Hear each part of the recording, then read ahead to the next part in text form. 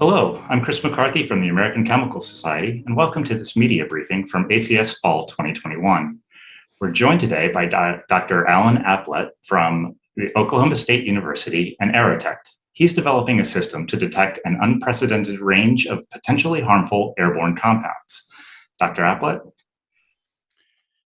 So every day we get exposed to volatile organic compounds, VOCs for short, and they are everywhere, at home, at work, on our way to work. And so we get exposed to a great variety of compounds that we really don't even know all of them or are able to identify all of them. But what we know is that some people will get sick and some people will die due to what they breathe in. So what we need is some way of seeing what people are exposed to and correlating that to health outcomes. That sounds like a great idea, but the real challenge here is that there are so many different classes of compounds that we need to find some way of identifying and capturing and identifying the majority of them. And the problem is that current methods for looking at these compounds at the moment depend on different types of samplers for different compounds. So you can imagine having a a chest full of badges to monitor your exposure. So what we've come up with is a material that has very, very small pores. So it's nanometer size, about 2.5 to 3 nanometers. So on size wise, that is approximately a 3 million times smaller than the diameter of this pen. And so what happens at that very small size is we have this very tight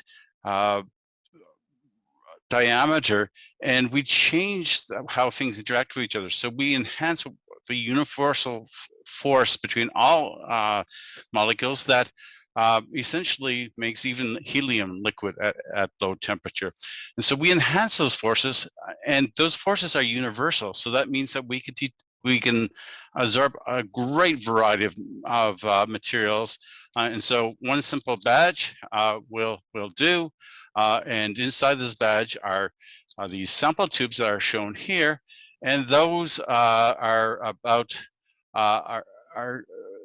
are very small compared to, of course, to the badge, but these are just perfectly sized to fit into a instrument that will essentially desorb all the organic compounds that you've been exposed to and analyze them and identify them and give us concentrations. And so this is a great way of essentially measuring the human expososome.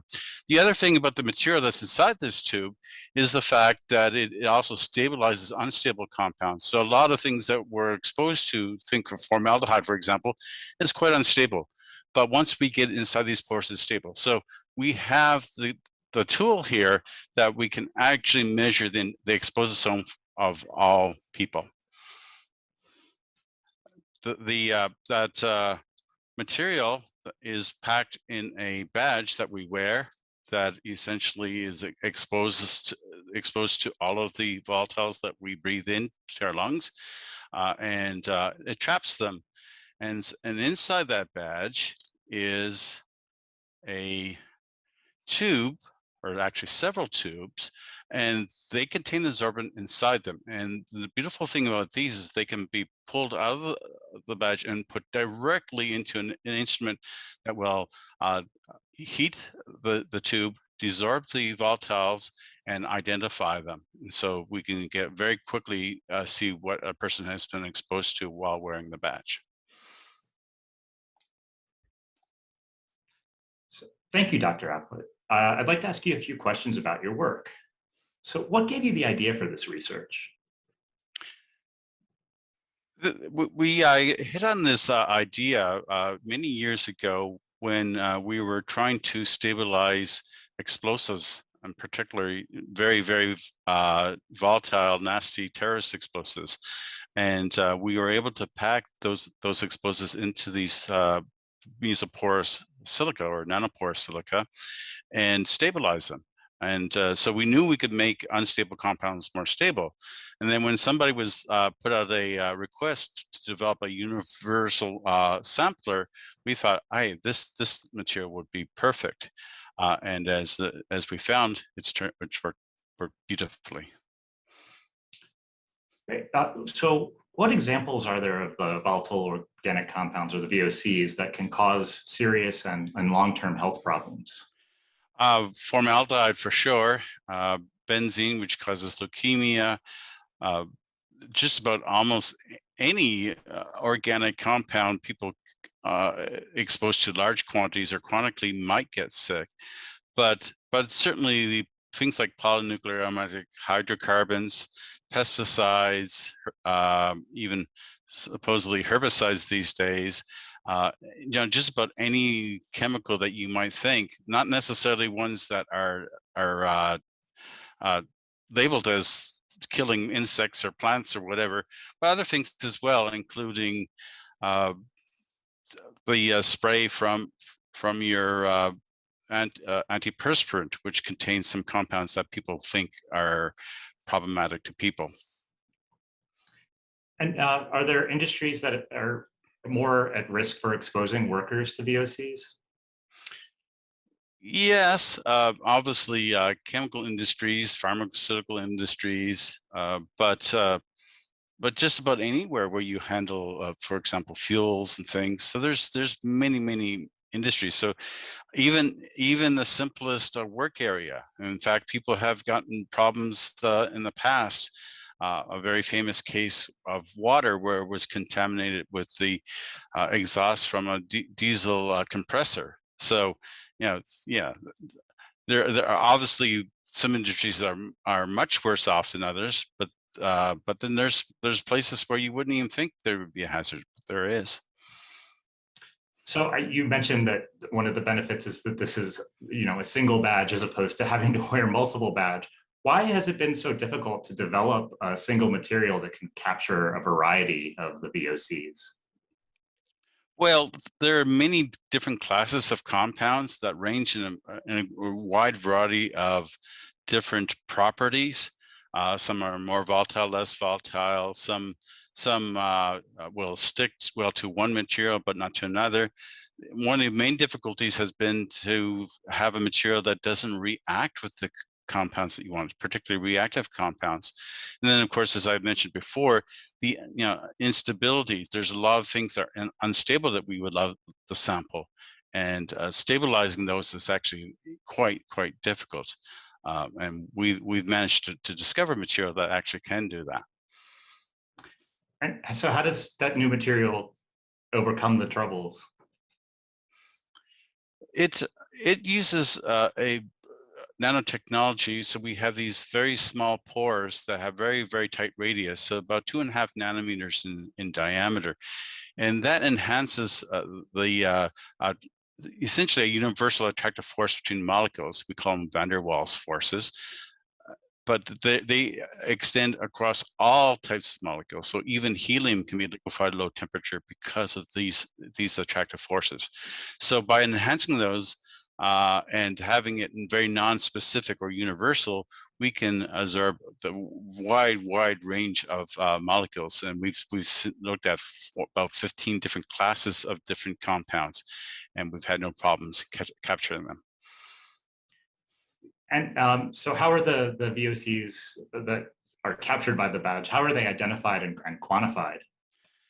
Well, as I showed those little tubes that are inside the badges. That's actually a really clever design, because those can come out, be put directly into what we call a thermal desorption tube, which is essentially a tube that is heated, and the materials that are on this tube now are transported into a new instrument, generally a gas chromatography mass spectroscopy system. And then it separates those compounds, measures their mass spectrum to identify them. And of course, we get a chromatogram that we can quantify what the exposures were. And how many different VOCs can bind to the badge? Oh, infinite. There's only a few things that I think that are more not organic that wouldn't stick. We've not found anything that doesn't stick to some degree. And so What could we identify? Millions of compounds? Are we going to have to worry about that? I hope not.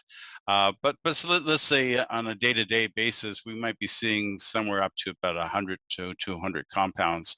If somebody was in an area where, for example, there was a lot of gasoline and diesel fumes.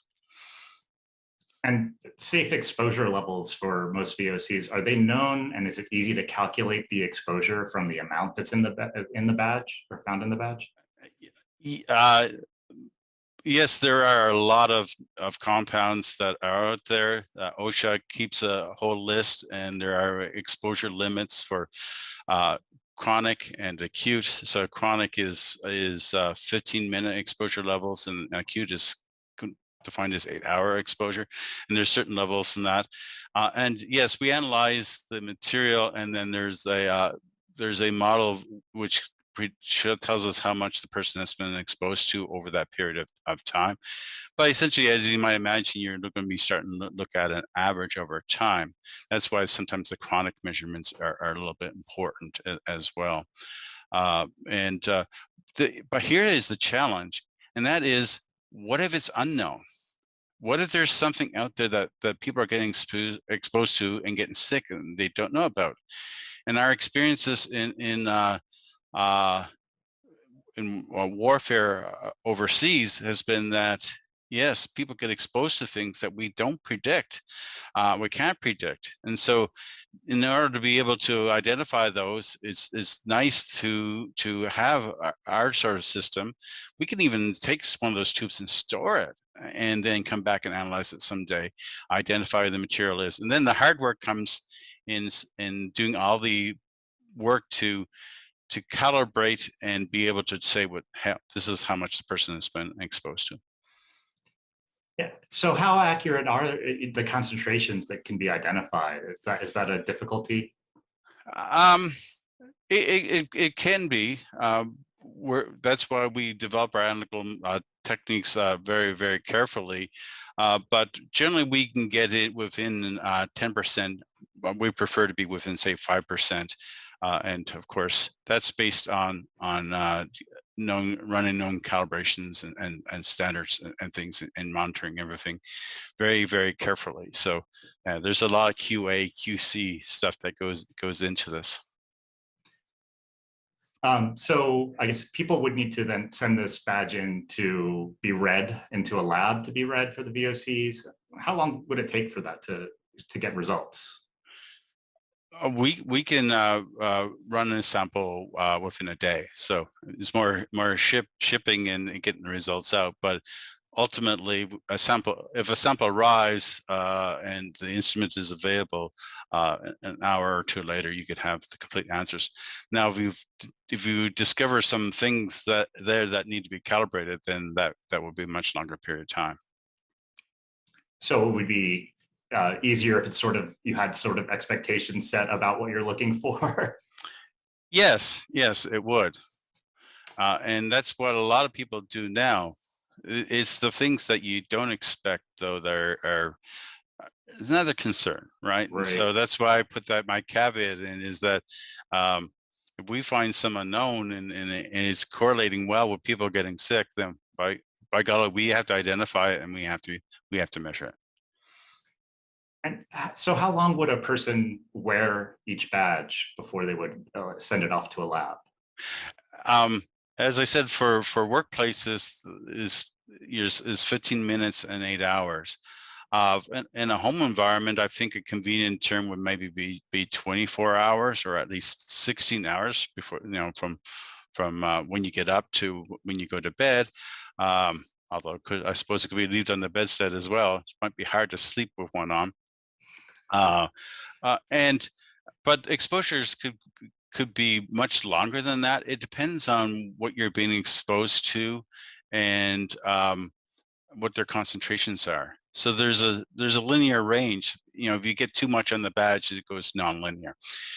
And so that sort of limits the longest we can do. And we have done very long studies in close systems at sea, but we've gone months. But I think a convenient thing for a person would be to capture their entire day, 24 hours. How cost effective is the badge for workers who could be exposed to VOCs daily? Because you don't have to use 5 or 6 different badges and get them all analyzed. There's considerable cost savings. Our price for analysis of a badge should be around $75, and that's a competitive price. But if you factor in the fact that you are going to have so many cost savings because you have one badge for everything, that will make a big difference. And do you have a sense when this air sampler would be available for industry or the public? We're actually right now in the scale up stage. We're funded to actually start producing these things for the military. So we're looking at having something on the market for them in about a year or so. But even now we do have badges available and testing, and we sometimes respond to requests from the public for particular applications, more as a developing our experimental expertise on this sort of thing. So if somebody thinks that, hey, this company next door is gassing them with something, we'd like to go out and see if we can detect something like that. Great. So what are the next steps for this research? Well, obviously, you brought up the idea of millions of compounds. Would be nice to actually have all million compounds calibrated and ready to go. So that's what we're really working on now, is going after everything on the EPA lists of toxic volatile organic compounds and getting all of those defined in our system. But beyond that, this material that we develop, not only does it capture these compounds for testing, but there is really good at capturing these compounds. And so air purification would be one really good way to go with this. We're actually developing that separately. And right now we're doing a bit of work on air purification systems for spacesuits. Oh, wow. So finally, what would you want viewers to take away from the research that you're presenting? What's the key conclusion or message? I think my key message is that, yes, we are being exposed to so many different chemicals, and people use chemical as a pejorative word.